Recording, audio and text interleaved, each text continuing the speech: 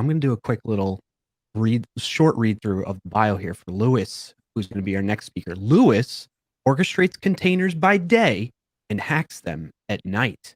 He's consulted in many roles, from developing software on bare metal to building the infrastructure in the cloud. He's the head of training at Control Plane, and he's our next speaker for DevSecCon 24. Let's bring Lewis on. Hey guys. How did I do, Lewis? Was that pretty good?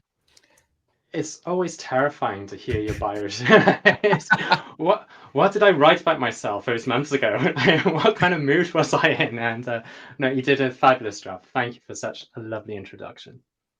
No problem. So, are you saying I have a career in voiceover work someday, please? Hey, Maybe. take my money. Yes, take my slide deck if you want. Actually, yeah, definitely. Yeah. All right, cool. Well, I'm looking forward to hearing more about this, and me and Eric will leave you to it. Cool. Well, again, thank you for such a lovely introduction. Hey everyone, hope you're having a great day wherever you're based. I'm based over in Europe. Disclose more information on that in a moment. But this talk is about threat modeling Kubernetes at light speed. That might be a lie, but we will figure it out now. If you want to get hold of me, best find me on Twitter. Feel free to hit me in the DMs as well.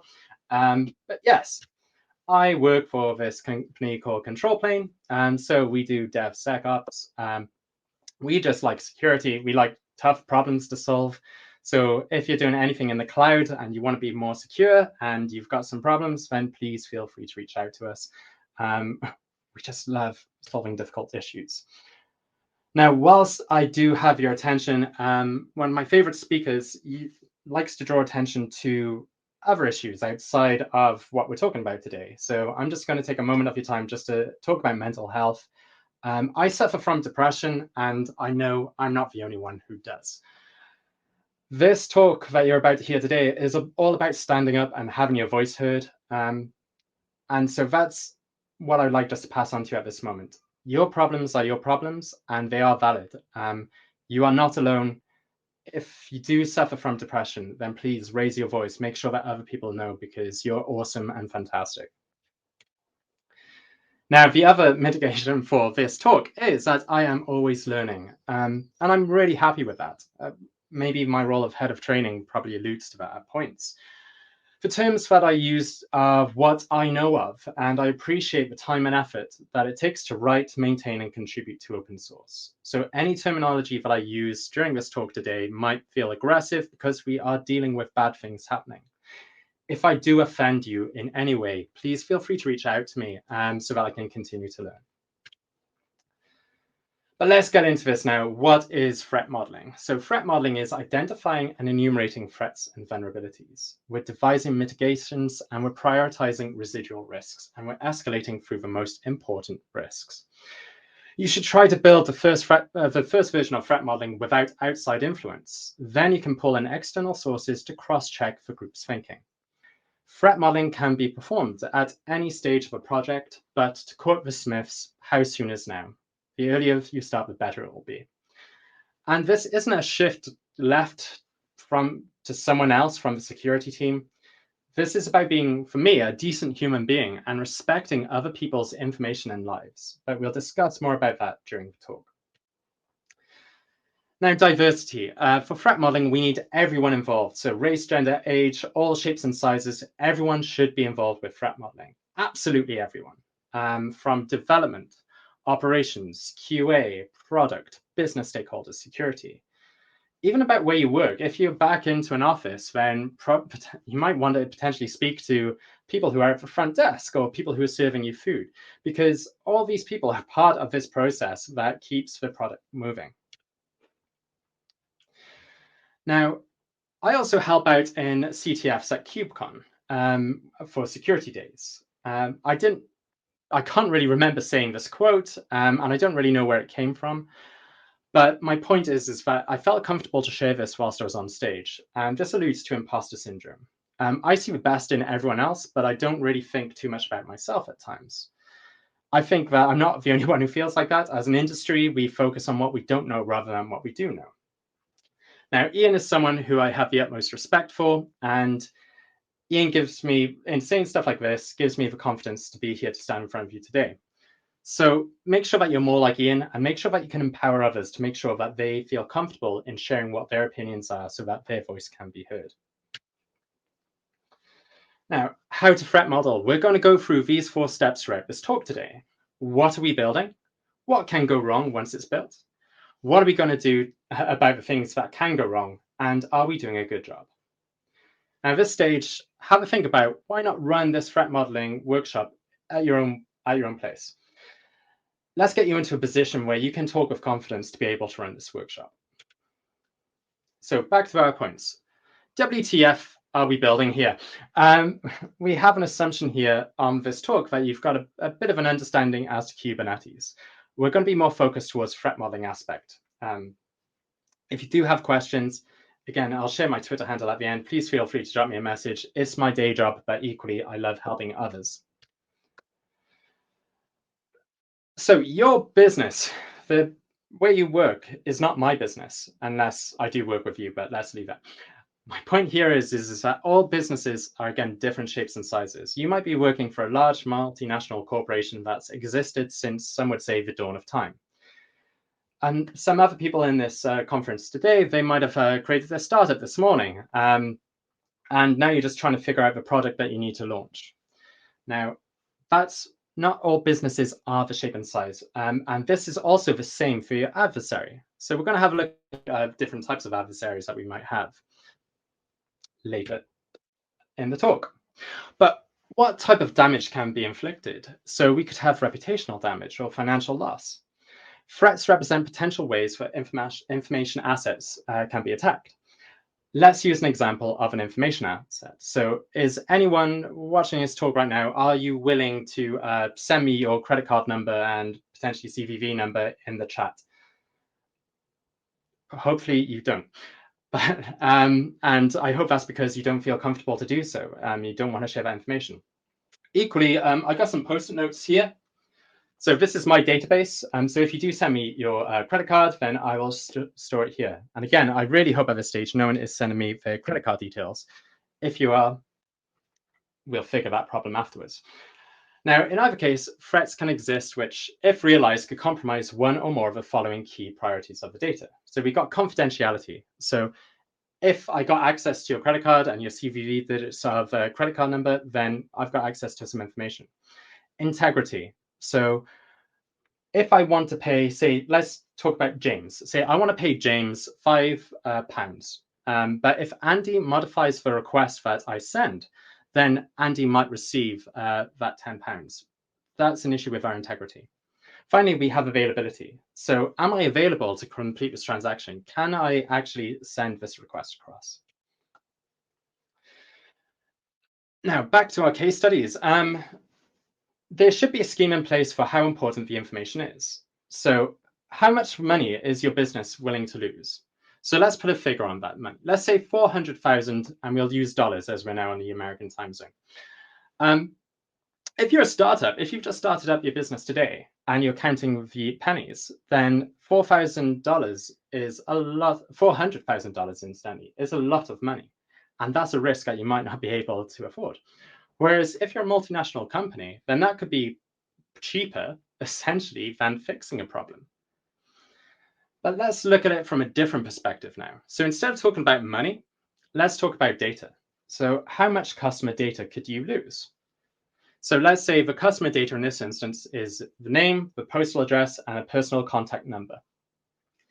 Now, if you have a startup again, then you might say to yourself, well, actually, our customer base is potentially just our family and some close friends. It's a risk, I guess, we're willing to take. Whereas if you're a multinational bank, for instance, and it's associated with people's life savings, all of a sudden, that name, address, and personal mobile number, if that information gets out into the public, then that is a huge cost from reputation, from fines, everything else. So I guess that's almost like a joke to an extent, because I don't think that would happen. But there's also a serious aspect to this, and that is loss of life. So what happens when a secret needs to be a secret? So you might have personal life choices, and they might not be aligned with, say, the politics where you live or other religious people around you. What happens if someone finds out that personal information that you thought was secret? What happens if they find out? And also military. What happens if someone's identified as being somewhere because they're running around a track and they're keeping like on their track times and sharing with others? And this isn't just down to the person in this instance either. This is also about the people around them as well. It's quite quick and easy to find information on people. So if they can be identified and other people around them, then this could all go wrong. So I hope I have your attention when I say that this information is really important to us. Now let's have a look at our adversary matrix here. So we're going to start in the top left and we're going to look at a vandal. Now a vandal is someone that I would say does a little bit of this for fun. They look at YouTube videos. I guess they don't think they're breaking the world. It might be like back at school, you might have been looking at running Quake or Counter-Strike on your school network. That to me is a script kiddie. Now, going on from a script kiddie, you might have a motivated individual. So who is a motivated individual? Well, if you're doing a startup, they might be a competing startup. This might be someone who's taken just doesn't like you. This could be someone that you came in and said hi to you, but you didn't recognize them, and they've taken it personally. They might be motivated in a way that they want to just either take down your website for a moment or just make you look bad. Now, with such terrible things to say, I would like to introduce you to Freddie. Now, Freddie is an amazing, amazing person. They recently came up to where I'm based. I'm a chapter leader, and they gave a walkthrough about Hack the Box and how they do it. If you're interested in learning more about these techniques, about how you can breach from that perspective, then this is someone I would definitely recommend that you follow. Now, moving on from motivated individual, let's look at insiders. So a motivated individual, potentially, I'm thinking that they're outside of our organization. Now, what happens if they're inside your organization? Well, bad things, potentially. I probably prefer them to be outside, but anyway, it doesn't matter. It's not great, but that's where we go. We can't control other people and how they feel. So this might be someone who's disgruntled. Maybe they've seen some information to say that they're actually earning 20% less than everyone else on the same job or something. So all of a sudden, they've got a reason to feel a bit hard done by the business. They could also be manipulated. And again, we'll look into deeper why people might get manipulated, but equally think about over the last couple of years, think why we got these virtual conferences with COVID. During COVID, lots of people used the internet as a way to be able to connect to networks and share personal information again, and in places where they deemed to have trust. This information could also manipulate people. And that's what leads me on to the next part about being organized crime. So how can people be manipulated? Well, it could be physical violence. It could literally be that something bad's going to happen if you don't do this for me. And that is very much a Hollywood kind of thought. But the one that I think is a lot harder to deal with is to say, well, what happens if, say that there's a GoFundMe page that you put in place for a sick relative and you're trying to raise some money for medical bills? What happens if an organized crime person comes to you and says, right, you need to have this amount. I'll give you that if you give me access to this. And we're very privileged to be able to work in an industry where our salaries are quite good. But then what happens if it's at this moment in time where you feel comfortable, but then all of a sudden you have to make this decision? Now, and the other point of stress here is, up until this point, I've lived through either 2 or 3 recessions. I don't know what's happening right now in the world. I've lived through a pandemic. I've lived through a volcano that caused air travel to cease. And I've also lived through Leicester City winning the Premier League. None of these things I would expect to, like, maybe possibly one of these things I would expect to happen, but not all of them. So even though right now you might feel comfortable, what happens in the future? So I'd like to play a quick game here. So I'm going to call this one the Apprentice. So close your eyes and think that you're at either a conference, a gig, or a sports event in person. Now, there could be 10 people, 100 people, 1,000 or 100,000 people. And just look around you. And now think of this as your organization, as where you work. So of all these people that work in the organization, I'm just going to give a shout out to Steve. Steve, if you could raise your hand in this flood of people, I sent you an email today, Steve, because I identified you as a C-level exec thanks to some website where we all share our careers. I emailed you your password because I found your password. And not only did I find your password, but I used it to access your machine. And I've taken a webcam video of you, which I don't think it's going to win any Oscars, but I don't think you want anyone else to see your performance. So this doesn't sound too good for Steve right now. And I'm just trying to manipulate Steve on all the emotional levels, just so that I can get Steve to do what I want to do. Now, this might cause you to be like, well, that's funny, because we know that it's probably just from a security breach. Exactly. Like, this data might have been released from elsewhere, from another thing. And they just use the same password with that email address. But it allows us leverage. So it's important right here to educate your team on security. So show them, have I been pwned? Explain to them about what happens when these things occur. Look towards password managers so that they don't use the same password for absolutely everything on the internet. But again, give them the confidence that they can come to you, that they don't need to have to be ashamed to come to you to say they think something's gone wrong. Now back to our adversary matrix, let's have a look at the Cloud Service Insider. So this isn't in your office anymore, this isn't within your organization, but thanks to the cloud, we're renting someone else's computer. But this computer does exist somewhere in the world. At a recent conference, I was able to touch the cloud because they brought a cloud server with them. How can you trust that person who's touching that cloud server? How can you trust a person who's employed by a third party that you're dependent on to write the code and that it's all been signed and processed? How do we know that that's been checked? How do we know these things? So that's also someone else that we could have an issue with. Now, going on to our final game of who's sat next to you anyway, go back to wherever you were in your mind palace with all those people. And now, if you're looking in that direction, look the other way, and I think you'll be able to see Sophia is sat next to you right now, smiling back.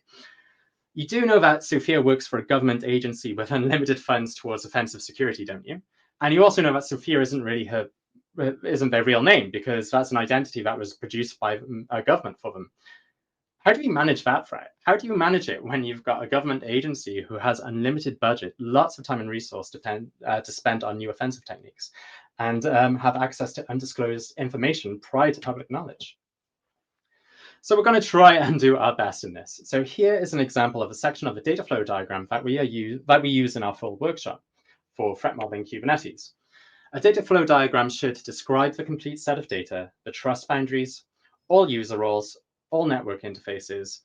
We should make it self-contained, and most importantly here, it should be accurate. To make this easier for others to consume and contribute towards, there can be many levels that drill down further into system components. So in this instance, remember to drop the ladder for others so that they have the ability to climb. Now here's another example of a CNCF Financial Services User Group Kubernetes data flow diagram. The link is within the slides. We've identified state flow with the black arrows, and the black arrows are crossing a machine segregation between nodes, as can be seen with the green boundaries. There is a lot of information here, but if you want to learn more about these, then please follow the link to the repo. So how can attacker look for an entry point? Well, publicly available information is the easiest route in. Now, Rory is someone, again, that I and many of us look up to in the industry. He has a fantastic blog post about finding publicly accessible clusters. You might think to yourself, why would someone want to have a publicly accessible cluster? Well, as you might have seen, Kubernetes is kind of a big thing at the moment, and there's still people coming into this and still getting started in learning. When I learn, I usually make mistakes unknowingly, but that is how I learn. And so on that basis, this is why we need a threat model again. This is why we need to try to figure out, when we're putting things in place, what is a threat associated with it. So now we'll go on to what can so now that we know what we're building, let's have a look at what can go wrong. So for example, the alignment of this header has gone wrong. Now, this is where your experience is required. Has anyone heard of a term, have you ever used the term secret source when building products? What happens when someone else finds out about your secret source? Well, it's no longer secret anymore. If something doesn't look or feel right, now is the time to raise it. We can also use threat intelligence sources, such as these listed here. And this is lots of people collating information to help us out. And as associated with what I feel with cloud native, all these intelligence sources are us standing on the shoulders of giants. So these techniques are our starting points. And from there, we use modeling techniques such as stride and attack trees to dive into our use case detail. So let's just have a quick look at the Microsoft threat matrix for Kubernetes. Again, we'll be touching on a few of these, but the main thing that I would like you just to be aware of here is that we got red and green. Red is a depreciated technique and green are new techniques. Kubernetes is constantly evolving and we need to evolve with it too. So we're going to talk through the stride modeling technique now. I can never really remember what stride stands for off the top of my head. I should practice it more, but what would we stride? We stride the process, the data flows, stores, and actors. We want to know what can go wrong. So S stands for spoofing. How do you actually know that I'm Lewis? How do you know that I don't have a green screen around me and that I'm not using like a snap filter on my face? Also, what are my intentions in giving this talk to you? What am I actually thinking about teaching you about threat modeling, or am I just trying to push you into a direction to do something else? But let's go to banking for an example. Say that you got access to someone's email address and you saw all the invoices that they sent out. You wrote a little script and that as a reply to say, sorry, we just changed our bank account details to this. Please, can you pay the invoice on this bank account? If someone receives that email, they don't know the difference. Tampering.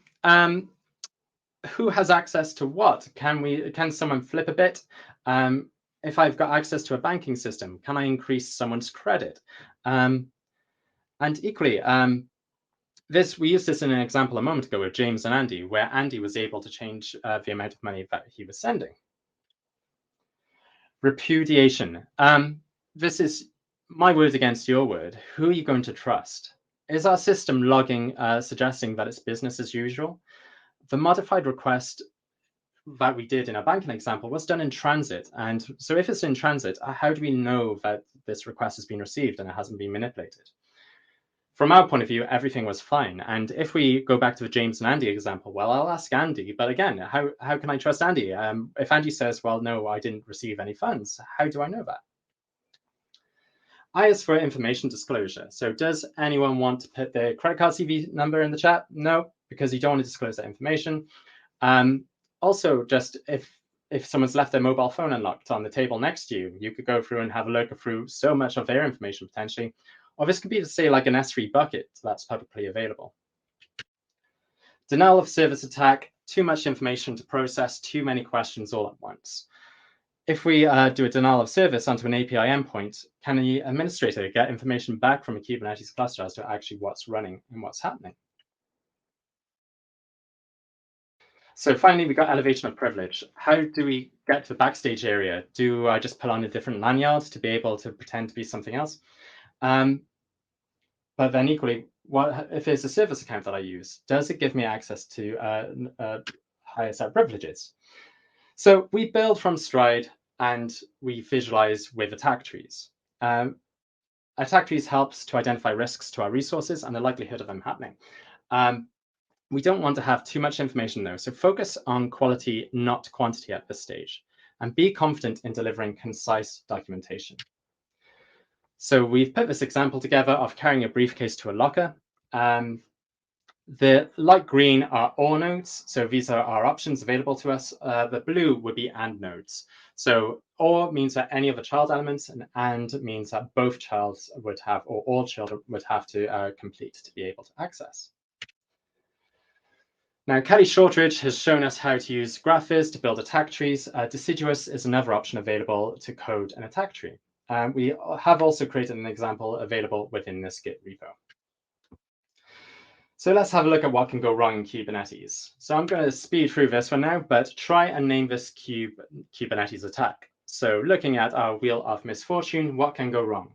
So is there an R? Do I have an A? And do I have a C? So at this point, I'm going to guess RBAC misconfigurity. Now, you might have seen a problem here. I didn't think about how long misconfiguration was when I started this, but I fixed it now just by a misconfiguration on the end.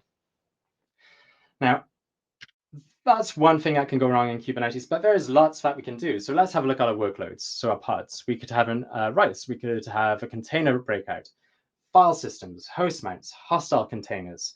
the container runtime itself, the configuration of our pod, the pod security context, and the service accounts associated with it. With networking, we might have intrapod issues. We could have interpod issues again. We have no workload identity by default, and we have no network policy by default. Storage, we could have attacking volumes. We have the dangers of host mounts. We could also have no encryption at rest. So if we're using an etcd, well, etcd being used by the control plane to store Kubernetes state, also persistent storage to run the state of our workloads. IAM. So do we have a pivot to attack the cloud API or pivot to attack the Kubernetes API? Or can we use IAM to exploit app workflows? So in summary, lots can go wrong, but don't be scared. Just take each day as it comes and push forward. Make a start on it now and it will get better.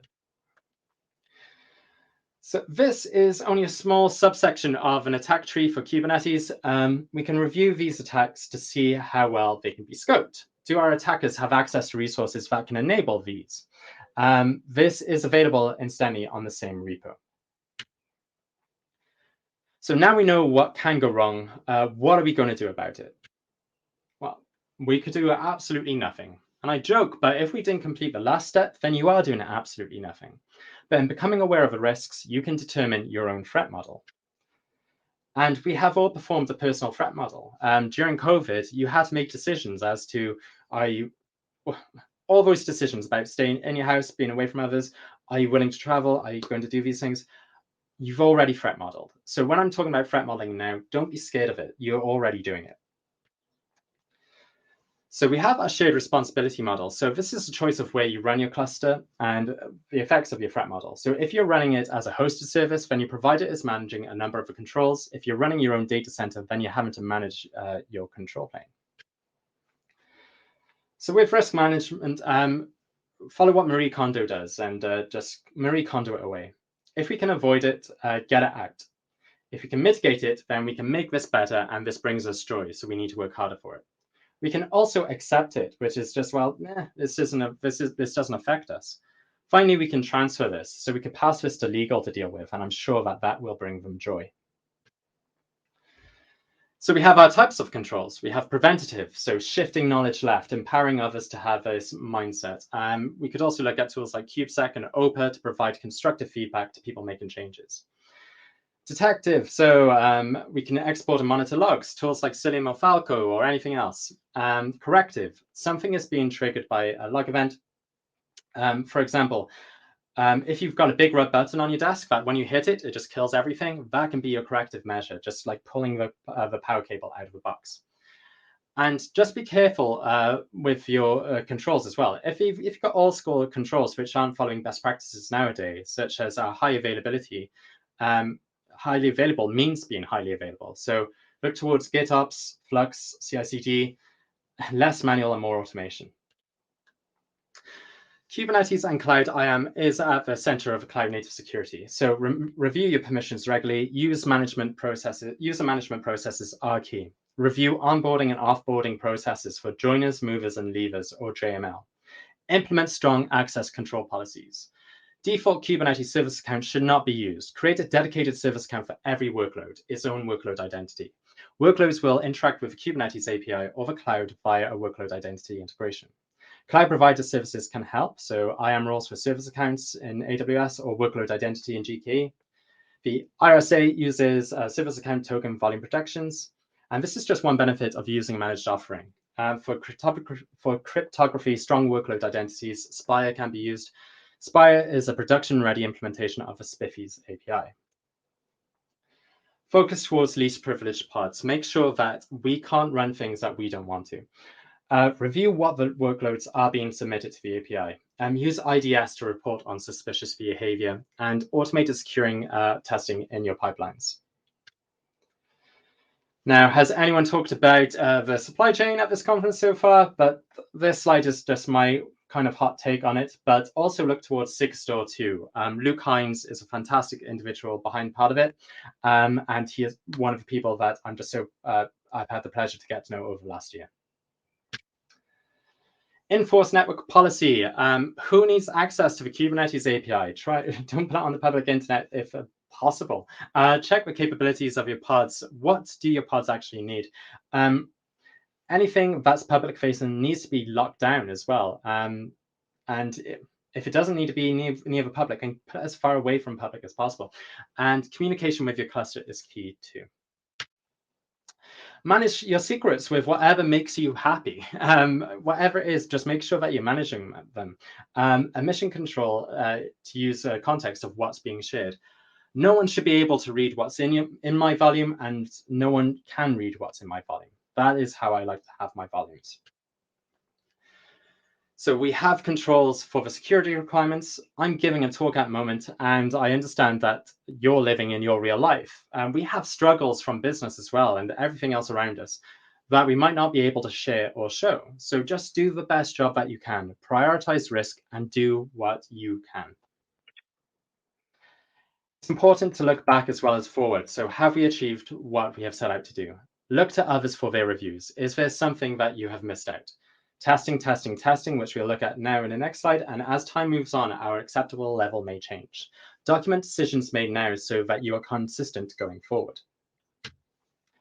Select security controls for implementation. Map these controls onto the attack trees. This provides a direct means of evaluating effectiveness.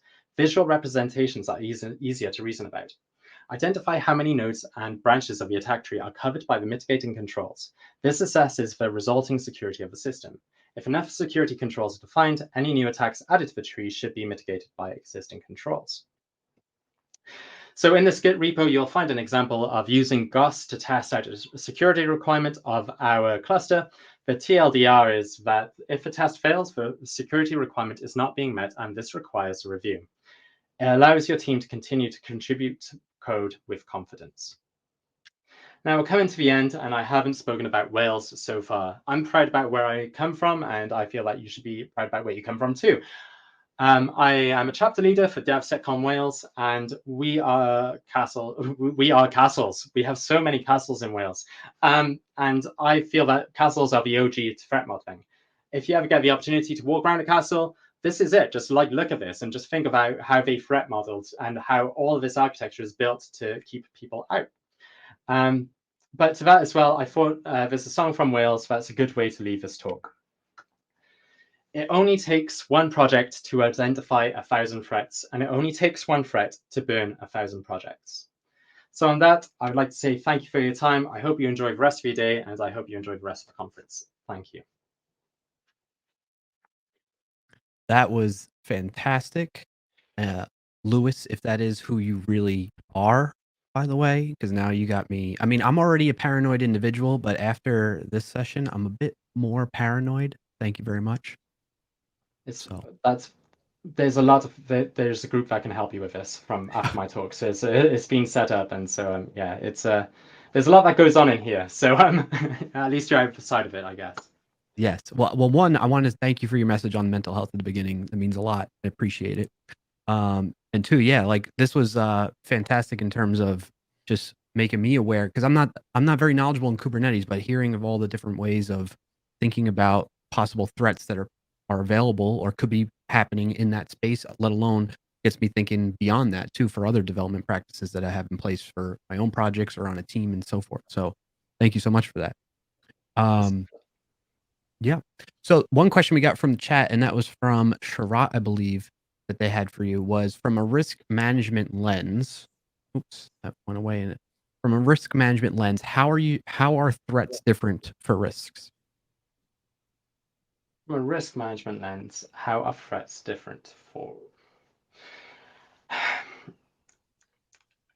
Great question. And this is taking me off.